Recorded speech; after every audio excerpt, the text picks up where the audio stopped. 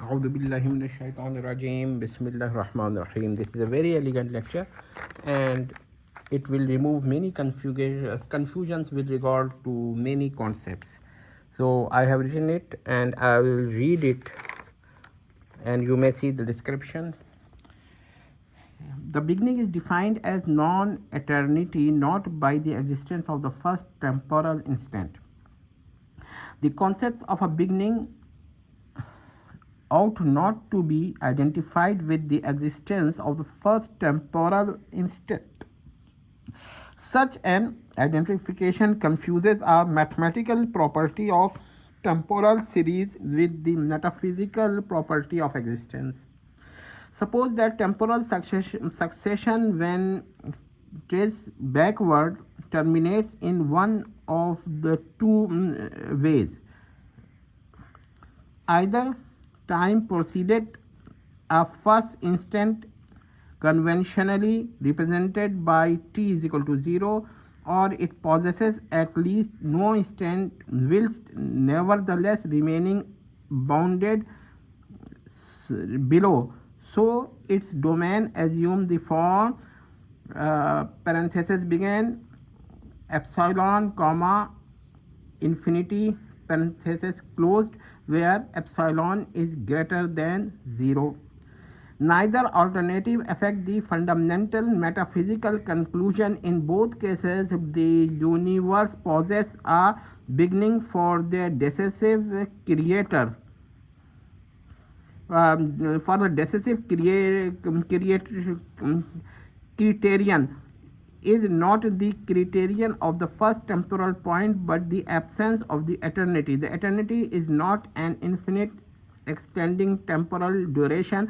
It is the complete mukammal transcendence and beyondness from the time and beginning.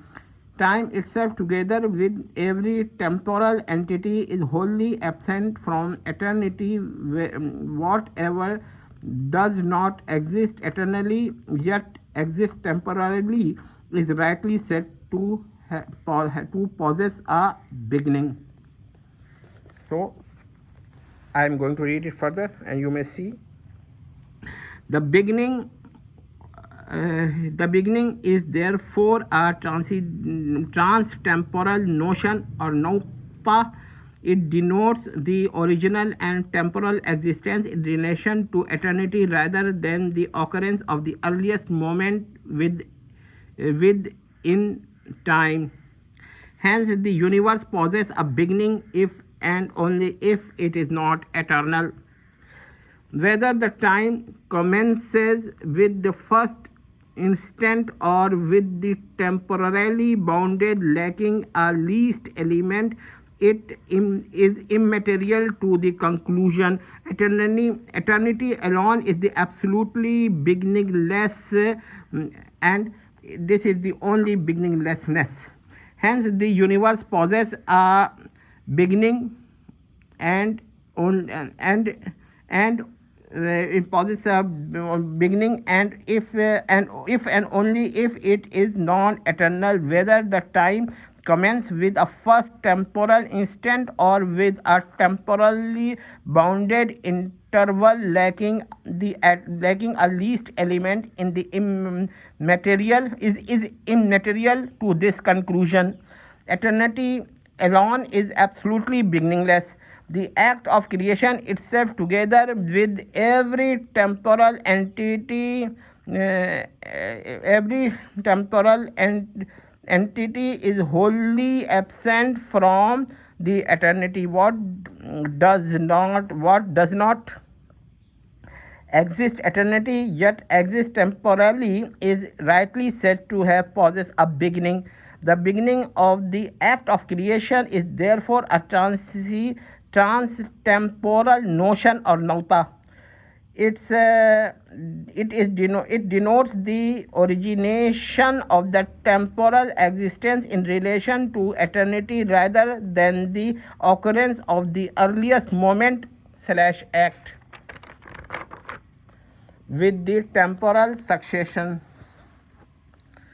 Hence, whether the act of creation brings into existence the entire universe or universes, time itself or both, it possesses a beginning only and if and only if the created order is not eternal. Whether the act of creation established time with a first temporal instant or with a temporally bounded interval lacking the least element in the is immaterial in this conclusion.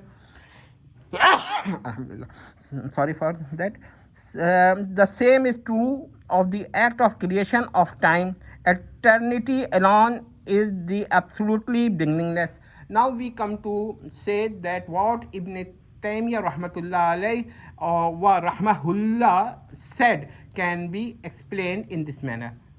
So we will say that what he said the al hawadis la awwala lahu, that means that no first instant of time, first instant of creation, but not that that there is an infinite series, unbounded series towards the eternity. He never meant it, but he only meant that there is no first beginning. So what I have explained about Ibn Taymiyyah is accurate and it will help many people to understand. However, my personal opinion goes with Asharite and Maturidites. However, it is my duty to explain Imam Ibn Taymiyyah even if I differ with Salafites, in particular Imam Ibn Taymiyyah. Now I will make it explicitly clear that in our lectures we will defend Imam Ibn Taymiyyah from the allegation that he was not a Sunni. He is a Sunni, he was a Sunni, he shall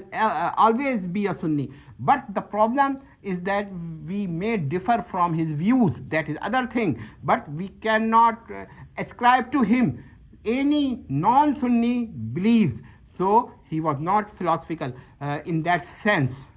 And this is a very complicated thing, and now with the help of mathematics we do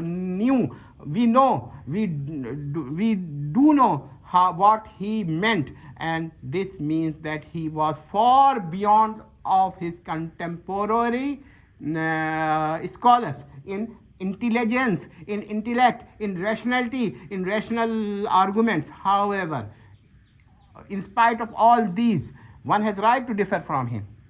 That is another thing. Wassalam. Tamat.